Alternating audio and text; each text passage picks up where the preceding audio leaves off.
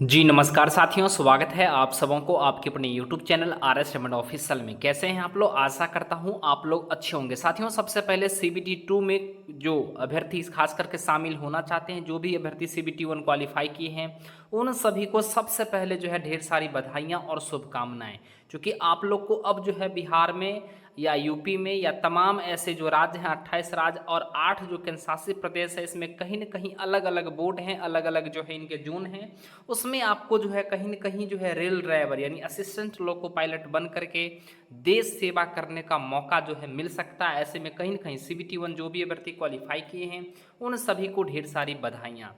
अब बात करेंगे आखिर CBT 2 के लिए आपके पास अब जो है मात्र 45 डेज का समय है। लगभग में जो अनुमानता है वो लगभग में आपको 45 डेज का समय है। और ऐसे में किस तरीके से आपको प्लानिंग के तहत तैयारी करनी है, क्या क्या इसका सिलेबस है, डेली का आपका स्टडी प्लान क्या होना चाहिए, टॉपिक वाइज तैयारी किस तरीके से करनी है और मॉक टेस्ट या रिवीजन आपको किस तरीके से करना है, पूरी बातें आज आपको देखने को मिलेगा। साथ में ही मेहनत आपका सिलेक्शन, मेहनत भी आपकी होगी और सिलेक्शन भी आपका पक्का होगा। किस तरीके से करना है पूरी बातें आज आपको देखने को मिलेगा। तो साथियों, सबसे पहले जो है मैं आप लोग को शुरुआत करना चाहता हूं कि देख सकते हैं कि इस बार जो कट ऑफ गया है वो काफ़ी ज़्यादा हाई कट ऑफ गया है। कुछ अगर बोर्ड को छोड़ दिया जाए तो बाकी बात सबका कट ऑफ अगर देखेंगे तो काफ़ी ज़्यादा हाई देखने को मिलेगा। जैसे ही आपका प्रयागराज का है तो इसमें OBC का 75.55 गया है और UR की बात करें 80 गया है। इसी तरीके से ST और SC का है, साथ में EWS का है और यहाँ पर एक्स सर्विसमैन का है।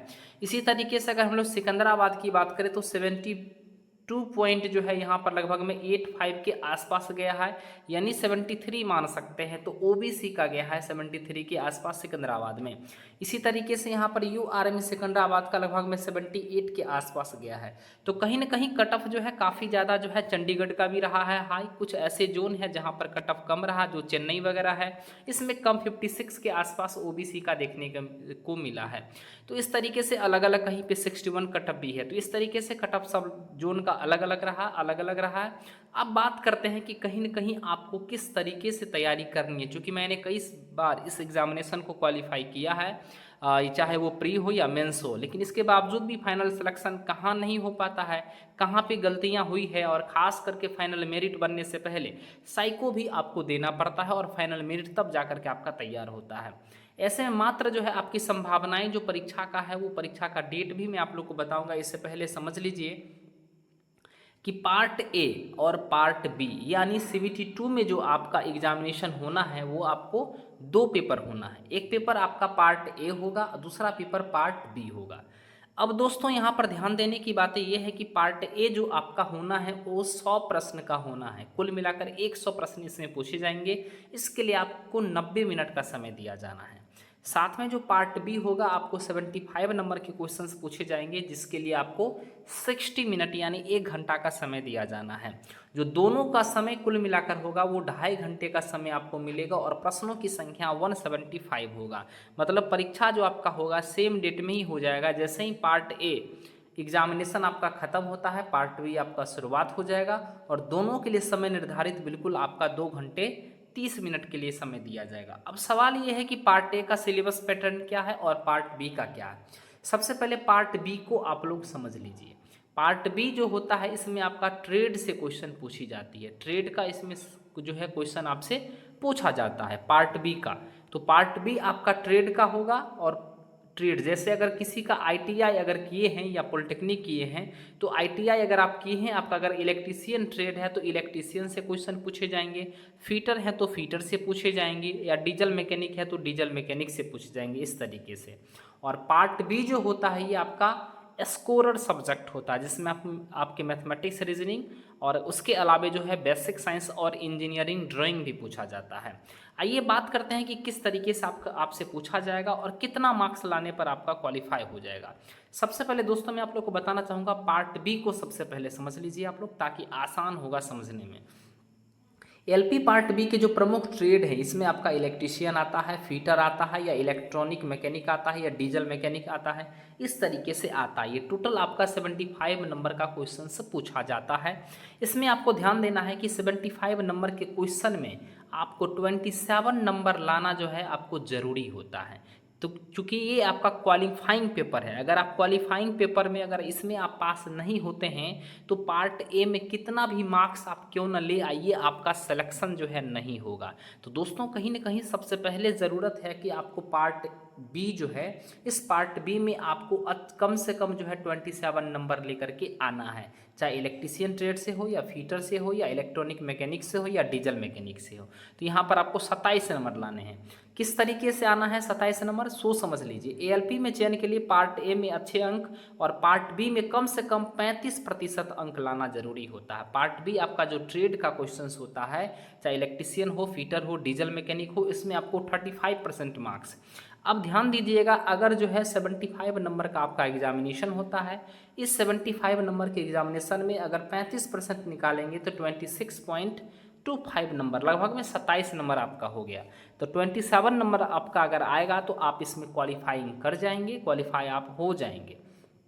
ध्यान रखिएगा पार्ट बी में जो है 1/3 निगेटिव भी होता है और इसके लिए केवल 27 सही होने पर आपका रिजल्ट होने की संभावना यहाँ पर बन जाएगा।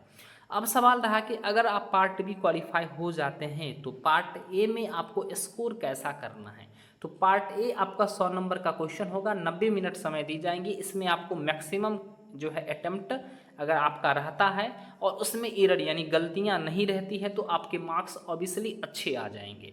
तो इसमें पार्ट ए जो होगा, पार्ट ए में आपके मैथमेटिक्स और रीजनिंग से कुल मिलाकर आपके 50 क्वेश्चन पूछे जाएंगे। तो मैथमेटिक्स रीजनिंग का 50 क्वेश्चन होगा और 50 जो क्वेश्चन आपका और जो रहना है वो आपको बेसिक साइंस और इंजीनियरिंग ड्राइंग, इससे भी 50 नंबर का क्वेश्चन पूछा जाएगा। तो पार्ट ए के लिए जो है आपको ध्यान देना है कि पार्ट ए में 50 नंबर क्वेश्चन आपको मैथमेटिक्स रीजनिंग से रहेगा और 50 नंबर क्वेश्चन जो है बेसिक साइंस और इंजीनियरिंग ड्राइंग से रहना, यानी बीएस और ईडी से 50 नंबर और मैथमेटिक्स और रीजनिंग से भी 50 नंबर। इस तरीके से इसमें आप मैक्सिमम स्कोर कर सकते हैं जो आपको मेरिट बनाने में मदद करेगा। तो और पार्ट बी जो आपका होगा 35% मार्क्स आपको लाना जरूरी है, यानी 27 नंबर अगर आप ले आते हैं तो आपका यहाँ पर क्वालिफाई हो जाएगा पार्ट बी, यानी आपका जो ट्रेड वाला जो पेपर है उसमें आप क्वालिफाई कर जाएंगे। तो इस तरीके से आपका जो है खास करके एएलपी का जो मेंस होता है इस तरीके से होता है। तो कहीं ना कहीं समझ लीजिए एएलपी का जो ये पूरा प्रोसेस आप देख रहे हैं, ये कहीं ना कहीं आपका नॉकआउट गेम की तरह है। जैसे नॉकआउट गेम उस गेम को कहा जाता है जिसमें अगर एक मैच भी अगर आप हारते हैं तो आप रेस से बाहर हो जाएंगे। तो कहीं ना कहीं समझ लीजिए एएलपी प्री आप लोग का हुआ है, फर्स्ट एग्जाम हुआ है, इसके लिए आप लोग को बधाई। और सीबीटी 2 का तैयारी आप लोग को 45 डेज में जो है कहीं ना कहीं किस तरीके से करना है, तो आपको एक जो है प्लान बनाना है, एक प्लानिंग करनी है, जिस प्लानिंग के तहत आपको बिल्कुल डेली बाय डेली पढ़ना है, सिलेबस को एनालिसिस करना है कि पार्ट ए का सिलेबस क्या है, पार्ट बी का सिलेबस क्या है। पार्ट बी में आपको ट्रेड पढ़ना होगा, जो आपका इलेक्ट्रीशियन है तो इलेक्ट्रीशियन, साथ में अगर आपका जो है खास करके फीटर है तो फीटर या डीजल मैकेनिक है तो डीजल मैकेनिक। इस तरीके से डेली का स्टडी प्लान बनाना है। डेली के स्टडी प्लान में मैथमेटिक्स और रीजनिंग जो 50 नंबर का आपका पूछा जाएगा पार्ट ए में, उसके लिए समय निर्धारित कर लीजिए। 50 नंबर बेसिक साइंस और इंजीनियरिंग ड्राइंग के लिए समय निर्धारित कर लीजिए। उसके अलावा 75 नंबर का जो क्वेश्चन आपसे पूछा जाएगा ट्रेड का, उसके लिए आप समय निर्धारित कर लीजिए। यानी 3 सेक्शन में आपको तैयारी करना है, मैथमेटिक्स रीजनिंग, साथ ही बेसिक साइंस इंजीनियरिंग ड्राइंग और उसके अलावा आपको अपना ट्रेड। तो तीनों चीज़ों को आपको तैयारी करनी है डेली बेसिस पे, इसका रूटीन बनाकर। साथ में टॉपिक वाइज आपको पढ़ना है, जैसे ट्रेड अगर आप पढ़ रहे हैं तो टॉपिक वाइज पढ़िए, बेसिक साइंस इंजीनियरिंग ड्राइंग पढ़ रहे हैं तो टॉपिक वाइज पढ़िए। चूँकि मैथमेटिक्स और रीजनिंग आपका बिल्कुल अच्छा होगा ही, इसमें निसंदेह है। थोड़ा सा इसको रिवीजन करते रहिएगा, काम हो जाएगा। और मॉक टेस्ट वगैरह, ये मॉक टेस्ट अगर आप लगाना चाह रहे हैं डेली तो डेली भी लगा सकते हैं, या डेली लगाने का मन नहीं है तो वीकली टेस्ट जरूर आप लोग को लगाना चाहिए WTN के रूप में। वैसे मैं आपको चैनल पे लगातार करवाता रहूँगा, चैनल से आप लोग जुड़ जाइए, सब्सक्राइब कर लीजिए, ताकि इस चैनल के माध्यम से आपको जो है कंटिन्यू CBT 2 के लिए जो है मैं आपको यहाँ पर रिवीजन भी करवाऊँगा, बिल्कुल फ्री ऑफ कॉस्ट में रिवीजन भी करवाऊँगा। साथ में आपको मटेरियल भी टेलीग्राम में आप लोग को देता रहूँगा। वैसे डिस्क्रिप्शन में आपको जो है टेलीग्राम का लिंक भी है, या टेलीग्राम पर जाकर के आप लोग RS डायमंड PDF लिखेंगे तो आपको वहाँ पर मेरा जो है टेलीग्राम ग्रुप आप लोग को दिख जाएगा, टेलीग्राम चैनल दिख जाएगा RS डायमंड पीडीएफ लिखेंगे आप तो आ जाएगा आर एस डायमंड पीडीएफ, या नहीं तो R S diamond official group भी है तो उसको भी ज्वाइन कर सकते हैं, वहाँ भी आपको डाल दिया जाएगा। तो इस तरीके से अगर आप तैयारी करते हैं तो समझिए 2026 में आपका सिलेक्शन पक्का होने वाला है। उसके बाद साइको होगा तो साइको देख लीजिएगा, साइको तो आसान से वो अगला कदम है उसमें देख लिया जाएगा। फिलहाल CBT 2 के लिए इस तरीके से तैयारी अगर आप करते हैं तो आपका एग्जामिनेशन 28 जुलाई तक होने की संभावनाएं हैं। जी हाँ दोस्तों, इसलिए आपका समय बहुत कम है। इसी में आपको CBT 2 के लिए जो है पार्ट ए का भी तैयारी करना है, पार्ट बी का भी तैयारी करना है। तो इसलिए आप लोग बिल्कुल इसको समझ लीजिए बहुत अच्छे तरीके से। किसी प्रकार का कोई अगर जो है बिल्कुल कन्फ्यूज़न हो या कोई भी अगर आपके प्रश्न हो तो मन में, तो कमेंट सेक्शन में कमेंट करें, मैं आपके कमेंट का रिप्लाई ज़रूर करूँगा। जय हिंद, वंदे मातरम।